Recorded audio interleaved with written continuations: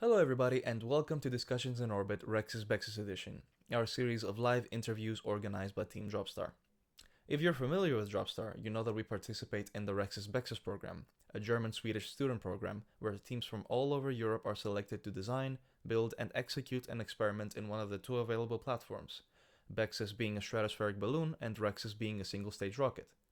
In Discussions in Orbit, REXUS BEXUS Edition, we interview fellow teams in order for them to introduce their experiment to the public and also talk about their experience in the program. So, today's team is us. My name is Dimitris.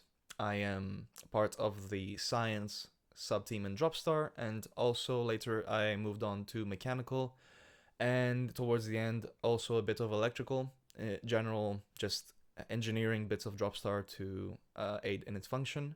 Hello, everybody. We are very excited for this interview of Team Dropstar. I'm Konstantina and I study physics and my role in the team. So, I am the team leader and project manager of the Dropstar experiment, and I also work in the sub team of science and in the sub team of marketing and outreach. Hi, I'm Iraklis. I'm an undergraduate informatics engineering student, and I'm in the software sub team of DROPSTAR. Let's talk about our experiment for a bit. So, the Dropstar experiment is a very exciting concept because it is the first Greek experiment to participate on a REXUS flight.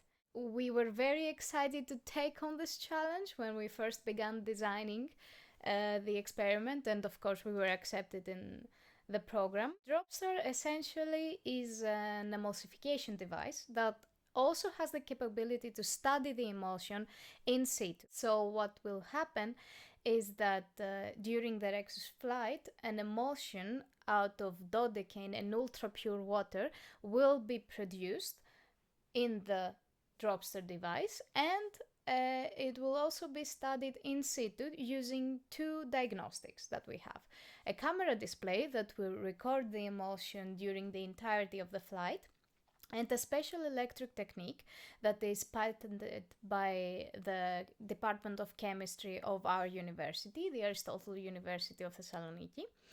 And with this technique, we will measure how the impedance of the emulsion progresses during the entirety again of the REXUS flight.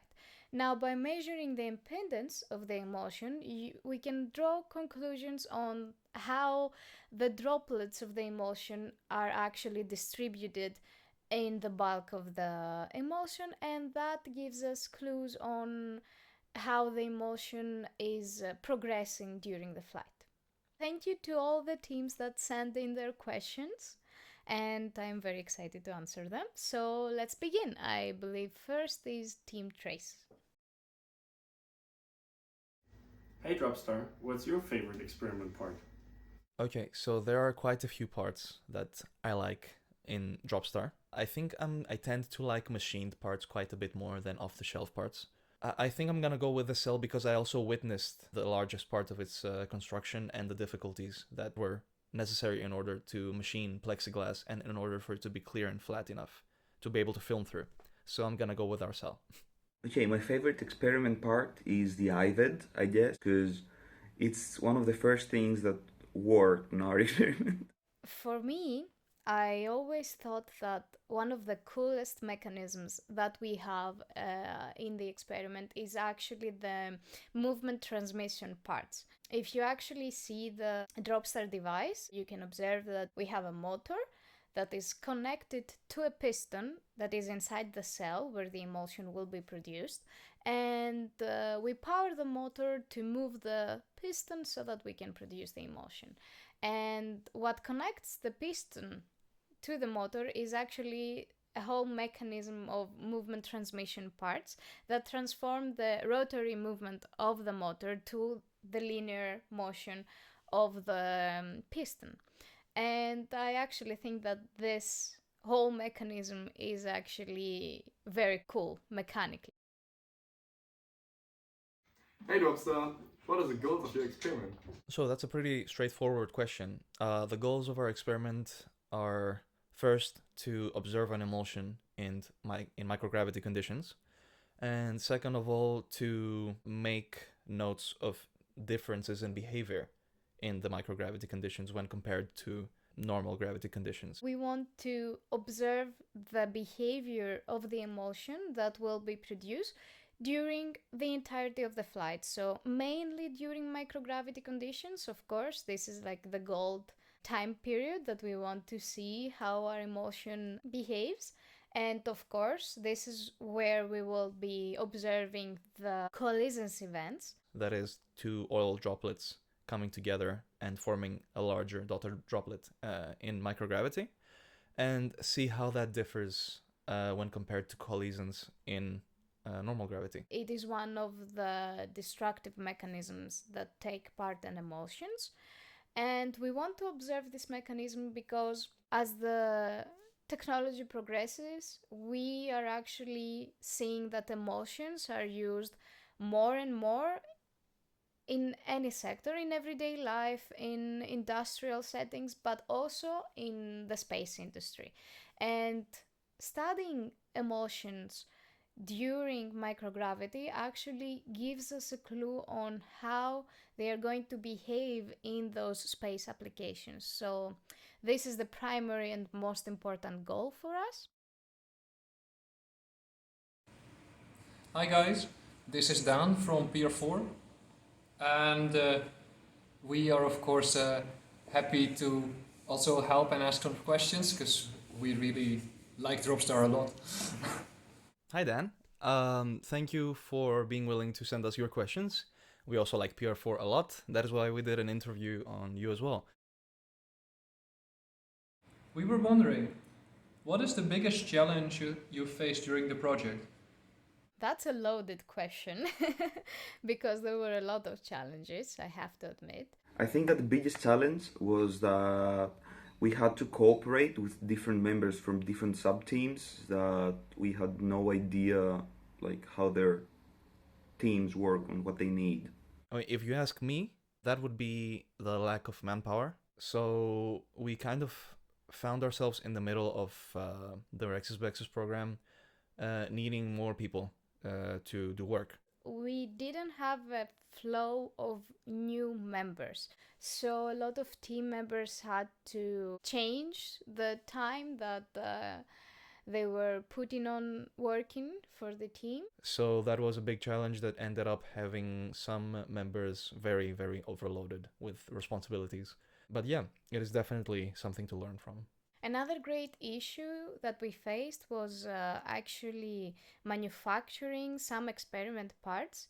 We were not able to find a manufacturer that could take on the experiment parts that we wanted because our parts were very, very little. But at the end, we did find the best one. So yes, we are very happy with how this problem was solved. After you guys have become masters of space mayonnaise, how will you continue the project or this research after the launch? So Dan said space mayonnaise, and I think this is a great opportunity for us to introduce you to our mascot. Please meet Mayo. Mayo is gonna travel with us to Kiruna for the launch campaign, and if you wanna see more of her, stay tuned on our social media. Masters of Space mayonnaise is amazing. Okay, I think we might make more mayonnaise. To be fair, I think all of us are interested in space and space-related experiments. So most probably we'll just continue like on a different path, I guess, from each other, but we'll all continue on the space sector. That is quite a good question, because that kind of depends on what our results will be. Our goal is, first of all, to evaluate the data that we are going to obtain after the REXUS flight. And along with the data and the scientific conclusions that are going to come out of them, we intend on publishing a few papers on DROPSTAR. And that kind of ties in to one of the reasons that we are actually attempting this experiment. But there are not too many experiments for microgravity with emulsions, and specifically no experiments on single-stage rockets with emulsions. We have experiments for emulsions in parabolic flights, of course on ground, and in the International Space Station. And we do have microgravity conditions in the parabolic flights and, of course, in the International Space Station.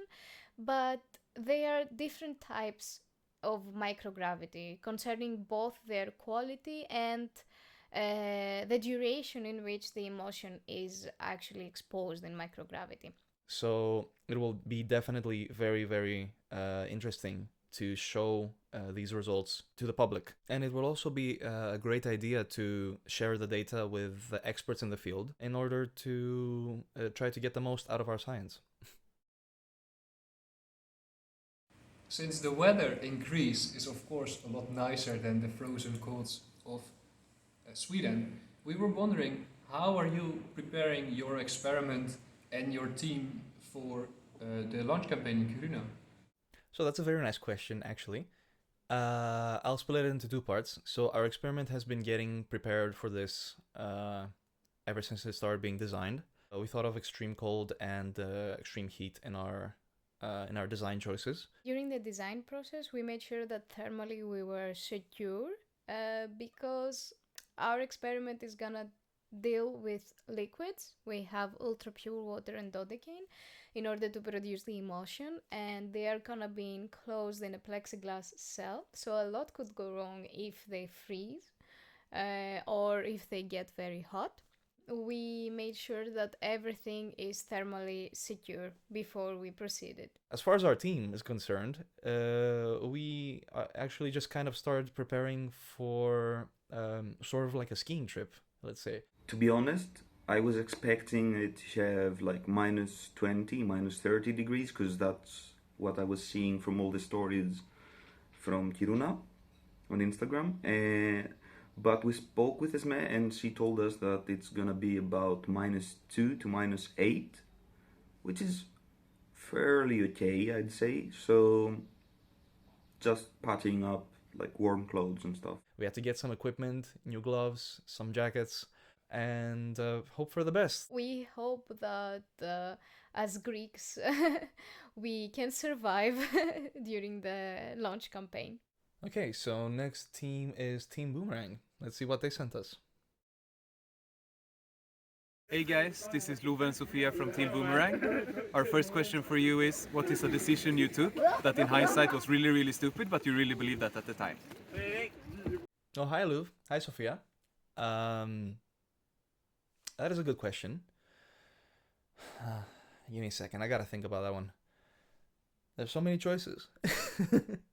That's an interesting question, and I don't know if it's good or bad, but I do have a lot of candidates on my mind right now.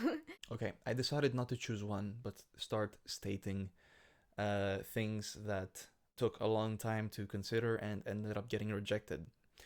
So that is our thermal insulation. We spent a long time trying to design our experiment while also including like a 3 centimeter thick insulation all around it, which made everything so much more difficult than it needed to be. And in the end, we just realized we don't need that insulation. We actually considered even using a space blanket.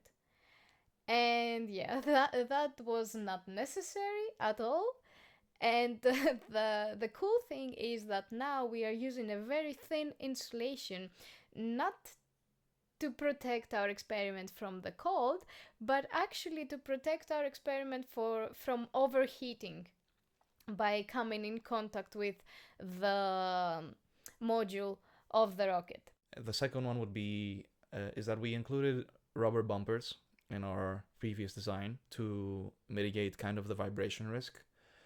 We later realized that it was not necessary because we were not as sensitive to vibration as we thought. That includes the emulsion as well as our device. It's built to last. So that also gave us a bit more space to work with. We wanted to include on our PCB a special circuit that would actually give us the necessary voltage to perform emulsification at 4 Hz because we thought that we needed 4 Hz in order to produce the emulsion that we wanted during the flight. We bought the circuit and it was very expensive. And later we realized that we didn't have to because we actually needed to emulsify at 1 or 1.5 Hz. And we did have the voltage that we needed for that. In the software subteam, we started with a Raspberry Pi and went along with it for about a year. And at some point we realized that we cannot work with our camera this way. And oops, we had to switch to a different microcontroller where we switched to Jetson Nano because it was the only one that was supporting our camera. I'm gonna say something that's a bit controversial because it's a decision that ended up sticking, but that is not using an action camera. Because I do realize that action cameras tend to have lensing around the edges and distortion, but the sheer amount of trouble that we got from just using an industrial camera and having to use a microcontroller because of that, so that would be the NVIDIA Jetson for us, it just caused too much trouble. And of course, that is definitely, in hindsight, we would not be able to know that from beforehand because that is also combined with all the challenges that we faced that ended up making it so difficult to implement. But yeah, if I could go back to the design phase of the experiment like 1-2 years ago, I'd say just stick an action camera in there and avoid all the trouble. And we would also like to know what you think is most likely to fail in your experiment. Maybe endangering the rocket, or maybe not, but endangering your experiment. We are 3 days before traveling for the launch campaign, so I don't want to think about failures now. But yes, it is a very realistic question because nothing could go absolutely right. But we hope that things go as well as possible. What's most likely to fail? The motor might start running and never stop, and we can do nothing about it. Oops. But that's not something that will happen. Shh. Okay, that is a good question, Sophia. I have always been worried kind of about how our cell ends up sealing against our piston. So my personal worry is that we may have a small leak from our oil seals. That is something that we've tested quite a bit. We did several vacuum tests, we did pressure tests, dynamic and non. And we never actually got a leak from there, but I think the editor, Kostadina, is gonna bleep that one out. But in the immortal words of Simon during CDR, it happens. So yeah, I'm worried a bit about that. But we'll end up seeing. You know, we can actually tolerate a small leak because we have included the absorbents. But it would be good if it doesn't. I guess I can answer that question more personally because like this is nightmare material for me, but I usually think of the fact that my favorite experiment part, the movement transmission parts, I'm afraid of them getting stuck and thus we are not able to emulsify. And this is a fear that I have. Of course, like we did not have any problems during testing with emulsification. Everything runs as smoothly as possible. But yes, this is a fear that I have and I think it is suitable for the question. Okay, so the next team is Team Shear. It's Team Shear. Let's see what Team Shear has to ask. Hi DROPSTAR! We have some questions for your team. If you had to describe your team in 3 words, what would those be? Emulsions, So the first word I would use is different. The team is very, very diverse. That proved to be an advantage and a disadvantage in many cases. Old people. That's a concept, but I don't care. I think the second word should be thankful. I'll explain why. So our team ended up receiving a lot of support from the multi-phase dynamics group lab in the chemistry department of our university, along with Professor Theodoros Karapantios, which helped us in all sorts of manners all the time and was always available to us. We're very thankful to him. And as well, Angeliki Khondrou, our PhD candidate mentor, on whose work this entire experiment is based on, and the DROPSTAR device, of course.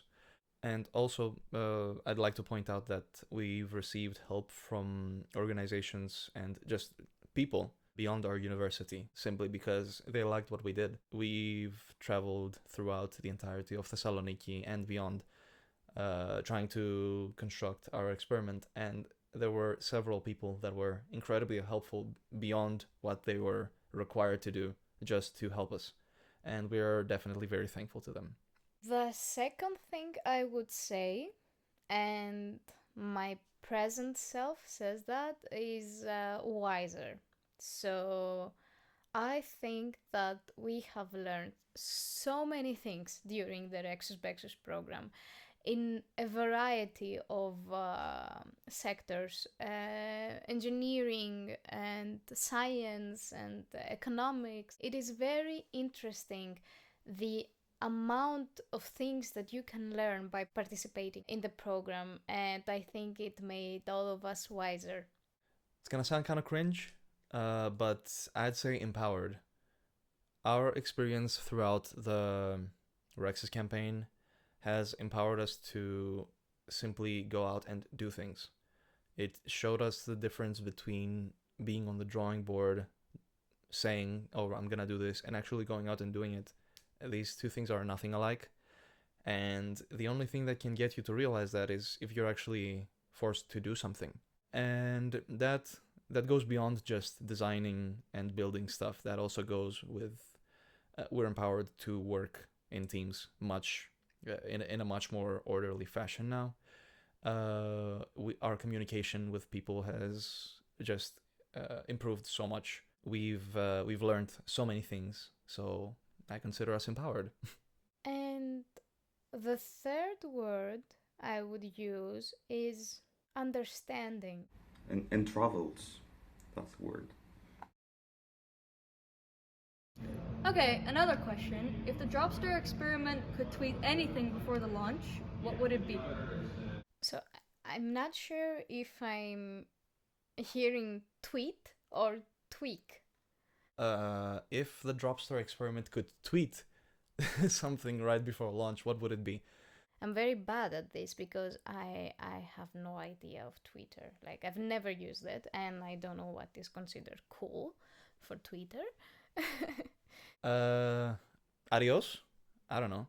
See you on the other side? Something like that. Because we don't know what's gonna happen, and it's kind of like a leap into the unknown, right? So I think it would be like, see you soon, or something like that. I don't know. It'll be interesting to see what the other members think.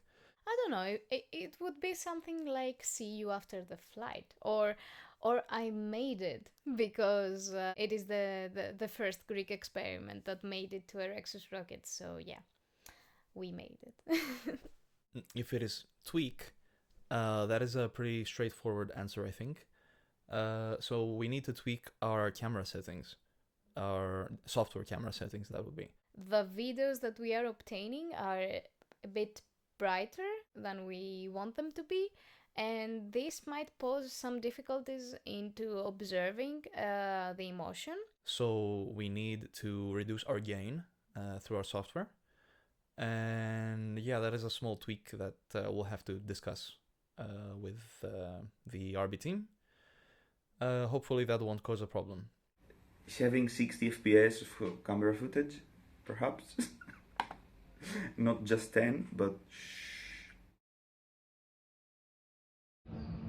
You got this. You got this.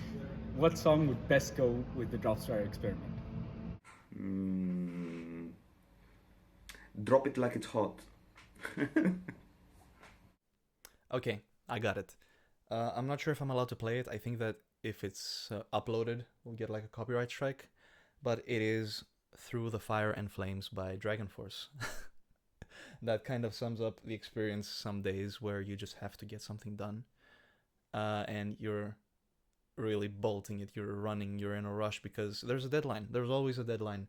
And yeah, Through the Fire and Flames is a good representation of what happens in my head during those moments. So I'd say that I'm, pretty confident that it's gonna be that. I'm more of like a rock metal like listener, so it might be a bit extreme, but there is a song from Disturbed called Won't Back Down that is actually very motivating you to like go ahead and deal with everything that is in your way. So since we've dealt with a lot of challenges, I think this is the song for DROPSTAR. Thank you. No, thank you. Thank you very much to teams PR4, Team Sheer, Team Trace, and Team Boomerang for sending in their questions and taking in the time to do that.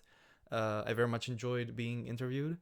As a final comment, I have to say that I'm very, very thankful to all the teams that participated, and I think that it was a great series, a very interesting one for the public, for us to introduce our experiments and our experience in the REXUS BEXUS program, but I think it also helped us to get to know each other as teams, and I am very thankful for the success of this endeavor. So I'll see you in the campaign. Stay tuned on our social media to see how DROPSTAR progresses to the launch campaign, and I guess it is right to close the interview as always with "See you on the rocket, everybody."